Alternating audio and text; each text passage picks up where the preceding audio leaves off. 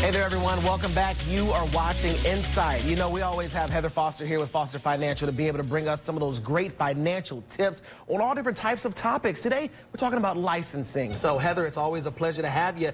Licensing, talk to me a little bit about it. I think it's just important that people understand there's different licensing in our industry and what kind of products might get pulled out of one's wheelhouse, if you will, you know, with the different licensing they have. So, you know, if you go into a toolbox, you don't always want a hammer, right? You may need all these different tools. So the licensing is kind of dictates what kind of tools can we use as advisors. So if someone has an insurance license, for example, and that's all that they have, they still may tout themselves as a financial person because insurance, in a way, right, it's still financial, it's still a financial tool, but that might be all that they can sell. So if the only thing they can sell based on their license is insurance products, what do you think you're going to get if you go to their office? Insurance. Insurance, right? So maybe you'll get life insurance or an annuity or a fixed investment that, again, is an insurance-based product, whole life, universal life.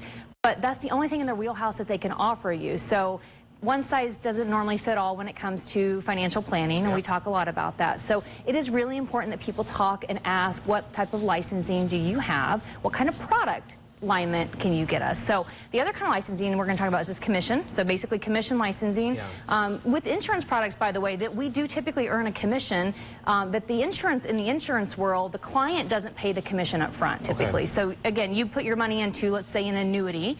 That insurance company will give the agent that wrote that annuity a commission, but it didn't come out of your money. So if you put $100,000 in, $100,000 went in, there's no upfront commission. The way that they bake in those fees are typically based on the surrender charge schedule. So again, there are some commissions in with the insurance licensing, but then there's actually broker licensing that also allows for commission as well. So you can get a broker license, Series 7, Series 65, Series 6, 63. Those are just some different licensing that we typically get in our industry. One says, hey, I can sell you stock, but if I sell you a stock, I make an upfront commission to sell you that stock. The other way is fee-based. Fee-based, where again, we're looking at, okay, Series 65, that means I'm a fiduciary for you. That means that everything that I do, I'm held to a legal responsibility to do what's in your best interest, and I collect those fees by charging a management fee out of your account. So the different licensing is really important. Now, as a fee-based advisor, I can do mutual funds, I can do stocks, I can do bonds, but I may be limited to some outside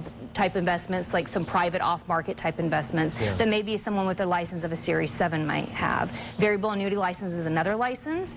So again, typically people will get a 6 and 63 in our industry to be able to sell variable products. So a variable annuity, a variable insurance product, like a variable universal life, that's an insurance product that also has stock market investments inside of it. So it's a little bit different. So the different licensing, again, I think it's important that people ask and find out whether your personal advisor has maybe one of those licensing or maybe someone else in the office has other licensing. Can that office, or do they have someone that can do health insurance, which is a different type of license? Or have they taken the long-term care training certificate added to the insurance license to be able to sell long-term care insurance? So you can see that each of these licensings kind of carry their own list of products that you might be able to utilize for the clients. And so you really want to ask, first of all, how are you licensed? You can look people up on FINRA's website, on BrokerCheck. You can also go to the SEC website to see from a securities perspective what kind of licensing they carry. Then you can also go to the Indiana website to see if they carry an Indiana insurance license. But all those things are 3 different entities.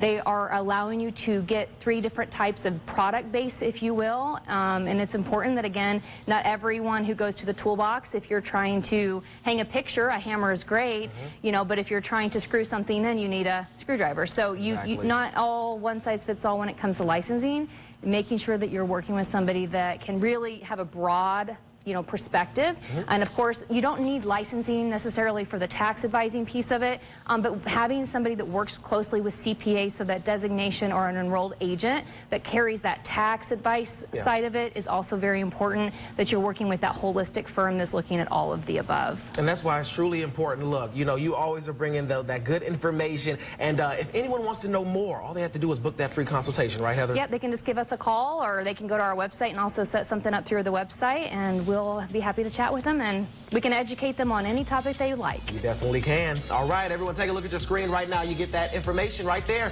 We'll be right back.